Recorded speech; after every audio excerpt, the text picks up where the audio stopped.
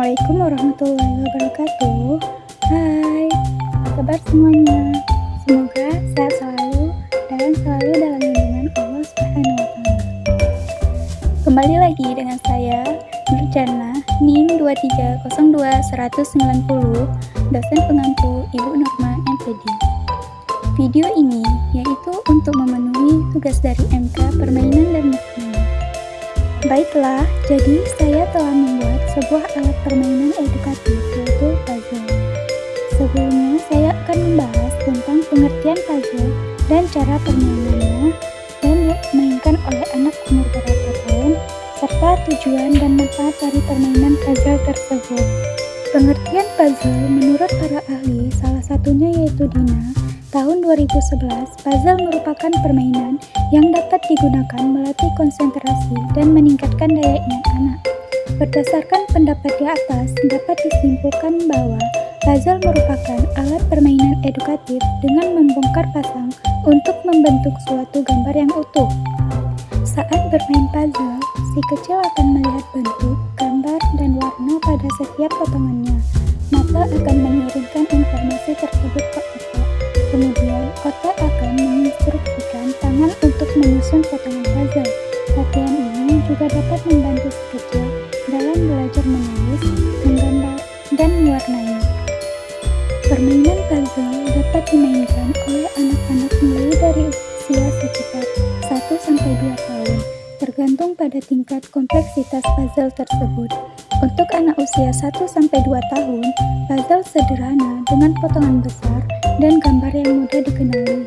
Seiring bertambahnya usia anak, puzzle bisa semakin kompleks dan menantang. Contohnya seperti potongan-potongan tersebut lebih kecil dan gambar yang tidak mudah dikenali oleh mereka. Baiklah, selanjutnya saya akan membahas tentang manfaat dan tujuan permainan puzzle.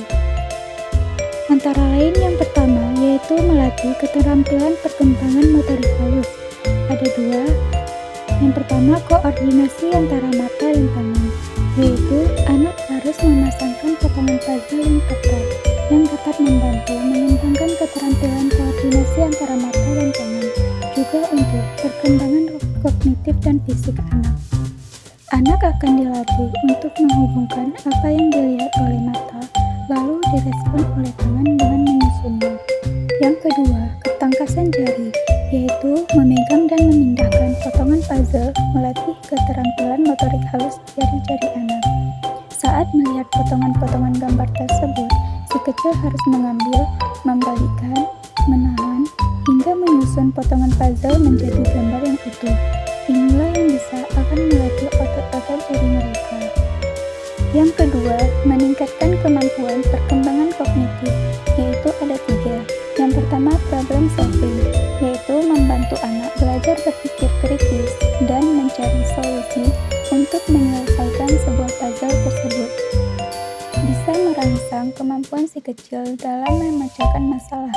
Saat bermain puzzle, si kecil harus belajar mengambil langkah-langkah tertentu untuk memecahkan masalah yang dihadapinya. Dengan begitu, mereka akan terbiasa untuk memecahkan masalah yang dihadapinya secara lebih kreatif. Yang kedua, pengembangan memori, yaitu melibatkan ingatan dalam mengingat bentuk dan lokasi potongan puzzle yang sesuai. Yang ketiga, puzzle membantu meningkatkan kemampuan kognitif anak, seperti mengasah otak, mencocokkan bentuk, dan melatih kesabaran. Yang terpenting yaitu untuk perkembangan keterampilan membaca dan menulis. Yang ketiga, perkembangan sosial dan emosional, yaitu ada 2. Yang pertama, kerjasama dan kolaborasi, yaitu jika dimainkan bersama teman atau keluarga, anak dapat belajar berbagi dan bekerja sama, serta berinteraksi sosial satu sama lainnya. Yang kedua, kesabaran dan ketekunan, yaitu menyelesaikan puzzle membutuhkan waktu dan usaha yang dapat mengajarkan anak untuk bersabar dan tekun, serta kolaborasi. Yang keempat, perkembangan bahasa, yaitu ada 2. Pertama, keterampilan komunikasi, yaitu ketika anak bermain puzzle dengan menyesuaikan kebutuhan dan ide mereka. Yang kedua, peningkatan kosakata, yaitu seperti puzzle bertema. Contohnya hewan, angka, huruf, dan lain-lain dapat membantu menambahkan kosakata baru kepada mereka. Dan yang kelima, perkembangan visual spatial, yaitu mengembangkan kesadaran terhadap ruang, bentuk, dan pola. Dapat mengajarkan anak untuk mengenali dan membedakan antara bentuk, ukuran, pola, dan bagaimana potongan-potongan saling berhubungan dalam ruang. Selanjutnya, saya akan membahas tentang perkembangan kognitif anak. Perkembangan kognitif anak mengacu pada proses mengingat, pengambilan keputusan, dan pemecahan masalah. Perkembangan ini bisa berbeda-beda pada tiap anak. Menurut para ahli, salah satunya psikolog John Piaget membagi perkembangan kognitif anak pada 4 tahap berdasarkan usia anak. Fungsi kognitif adalah dapat membuat seseorang lebih mudah berinteraksi dan bergaul. Ada beberapa peran penting dari fungsi kognitif yang perlu orang tua ketahui, antara lain, yang pertama perhatian, yaitu perhatian berperan sebagai penyeleksi datangnya rangsangan yang selanjutnya dapat menjadi perhatian utama dan secara bersamaan bisa diabaikan. Rangsangan bisa berupa suara, bau, ataupun gambar. Yang kedua, daya ingat atau memori, yaitu fungsi ini untuk hubungan dengan tingkat konsentrasi dan fokus. Semakin tinggi tingkat fokus, tentu semakin baik daya ingatnya. Ini menunjukkan proses informasi akan masuk ke otak dan bagaimana otak menyimpannya. Yang ketiga, peran eksekutif, yaitu selanjutnya fungsi eksekutif yang mengarahkan seseorang untuk bisa menjadi seorang perencana yang baik dan merealisasikannya. Dan mudahnya, melalui fungsi ini, orang tua bisa melihat bagaimana cara sang buah hati menyelesaikan masalah.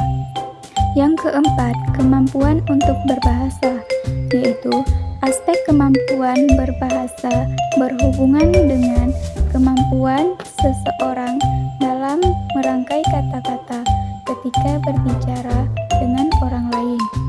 Setiap individu mempunyai kapasitas berbahasa yang pastinya tidak sama, bergantung dari bagaimana fungsi kognitifnya.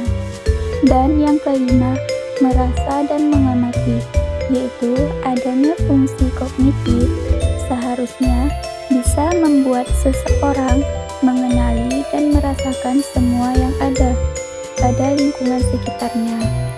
Contohnya, mereka bisa membedakan buah semangka dengan melon, buah lemon dengan jeruk, atau lainnya. Jadi, dari gambar puzzle ini juga dapat mengenalkan mereka sebuah pemandangan dan gambar-gambar hewan. Di puzzle ini ada gambar hewan berupa beruang, kelinci, tupai, landak, musang, rubah, dan burung. Dan juga ada rerumputan, pepohonan, gunung, dan lainnya. Cukup sekian dari pembahasan saya. Lebih dan kurang saya mohon maaf. Wabillahi taufiq wal hidayah. Wassalamualaikum warahmatullahi wabarakatuh.